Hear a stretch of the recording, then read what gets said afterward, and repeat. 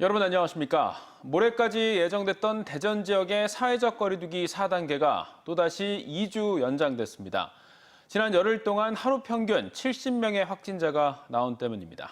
낮에는 4명까지 모일 수 있지만 6시 이후 2명으로 제한된 사적 모임 인원은 그대로 유지되고 그동안 영업이 가능했던 노래방도 이 기간 문을 닫습니다. 장성현 기자입니다. 지난달 27일부터 시작돼 사회적 거리두기가 4단계로 격상된 지 10여일이 지난 상황. 대전 시내 거리 곳곳에는 폐업을 하거나 4단계 기간 동안 잠정적으로 문을 닫은 업소들이 늘어만 갑니다. 4단계 가고 나서는 손님이 너무 없어서 저희 가게도 운영을 쉴까 말까 그 생각을 한번 했다가 혹시라도 단골 손님이 한 분이라도 더 오실 감이. 하지만 좀처럼 줄지 않는 확진자에 대전시가 4단계 2주 연장을 결정했습니다. 거리두기 최고 단계로 초강수를 두며 확산을 잡아보려 했지만 그 기간에도 하루 평균 70.5명의 확진자가 나오면서 오는 22일까지 기간 연장이 불가피해진 겁니다. 광복절 연휴에 이달 말에는 초중 고 학생들의 전면 등교도 예정돼 있는 만큼 벼랑 끝 각오입니다. 기존처럼 저녁 6시 이후 사적 모임 인원은 2명으로 제한되고 이외 시설들의 영업시간은 밤 10시까지. 노래 연습장은 유흥, 단란주점 등과 함께 집합 금지 시설로 포함되면서 9일부터는 영업을 할 수 없게 됐습니다. 종교시설은 수용인원 10% 이내로 하되 최대 99명까지만 가능합니다.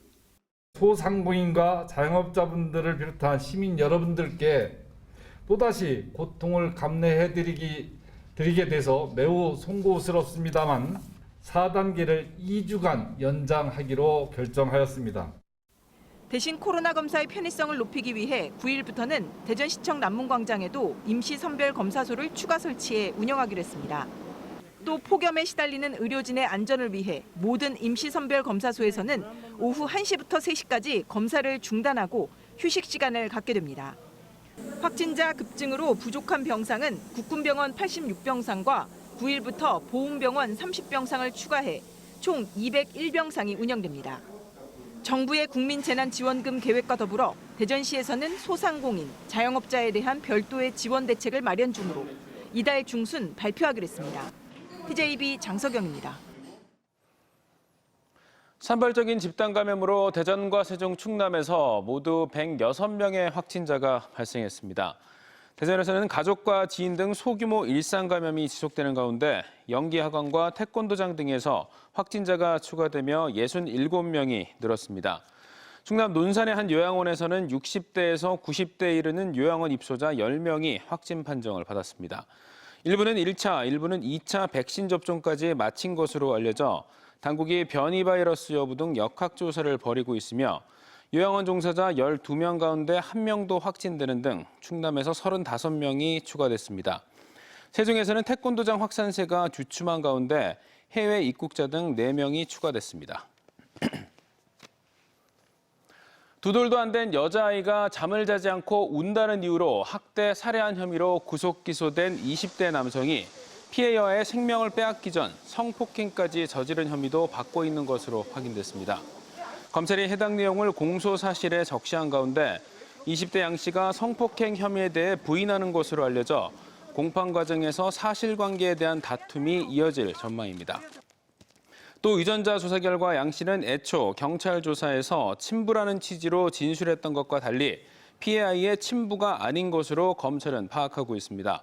대전지법 형사 12부는 오는 27일 첫 공판 준비 절차에 들어갑니다.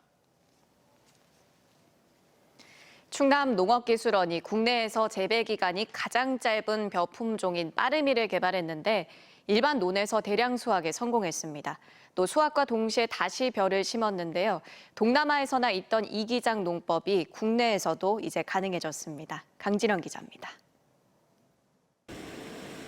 작은 농로를 사이에 두고 한쪽에서는 벼를 베고 다른 쪽에서는 벼를 심고 있습니다. 수확이 끝나자마자 같은 장소에서 다시 모심기에 들어간 겁니다. 국내 최초의 이기작, 즉 2번 벼농사를 짓게 된 건 신품종 빠르미가 있어 가능했습니다. 빠르미는 지난 2009년 충남 농업기술원이 개발한 것으로 5, 6개월 걸리는 다른 쌀과 달리 석 달이면 수확할 수 있습니다. 이번에 33헥타의 논에서 대량 재배가 성공했는데 10아르당 생산량도 520kg으로 평균을 넘었습니다. 경쟁력 면에서 가격도 좋지만 또 인건비도 절약되고 밥맛도 우수하게 평가가 나와서 내년에도 역시 이 단지 내에서 더 활성화해서 더 재배를 늘려갈 생각입니다. 3, 4월에 벼를 먼저 심은 뒤 옥수수, 감자 등을 이어 키워도 되고 반대로 벼를 나중에 재배하는 이모작도 할 수 있습니다. 또 벼 생육 기간이 짧은 만큼 비료와 농약 등 농자재 값이 30%는 절약되며 밥맛도 좋고 병충해에도 강했습니다. 또 태풍과 가뭄을 피해 벼를 키우거나 피해가 생길 경우 다시 재배할 수 있어서 식량난 해결에 도움이 클 것으로 전망됩니다. 빠름이 가격은 현재 1kg에 9,000원대로 대부분의 쌀에 비해 두세 배가량 비싼 값에 팔리고 있습니다.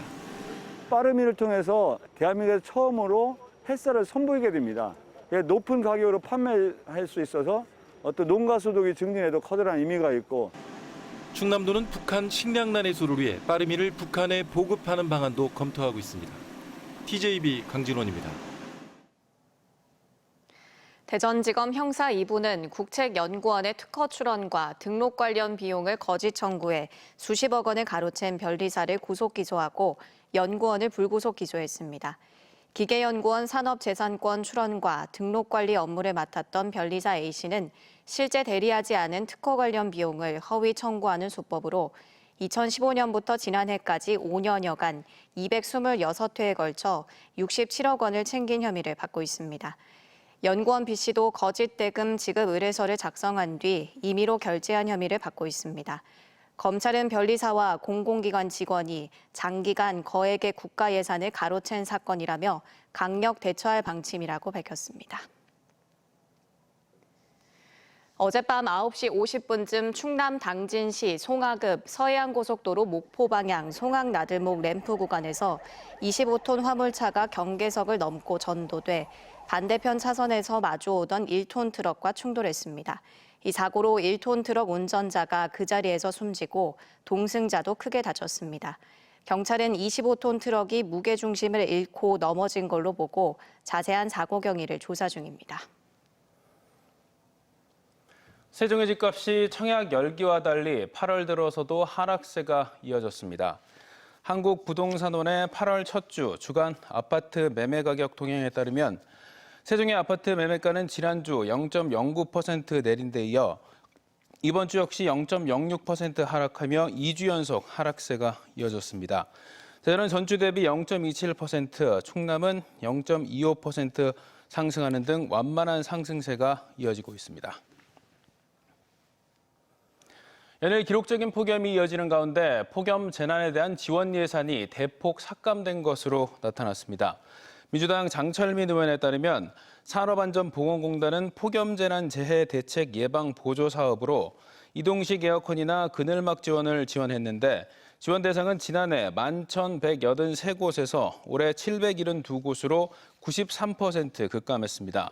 상시근로자 50인 미만 사업장을 대상으로 이동식 에어컨 구매 등의 최대 70% 재정을 지원하는 이 예산은 지난해 3차 추경에서 368억 원이 편성됐지만 올해는 26억 원에 그쳤습니다. 항공우주연구원과 인천국제공항공사, 대한항공이 차세대 모빌리티 수단으로 주목받고 있는 UAM, 즉 미래 도심 항공교통 상용화를 위한 연구개발 협력 협약을 체결했습니다.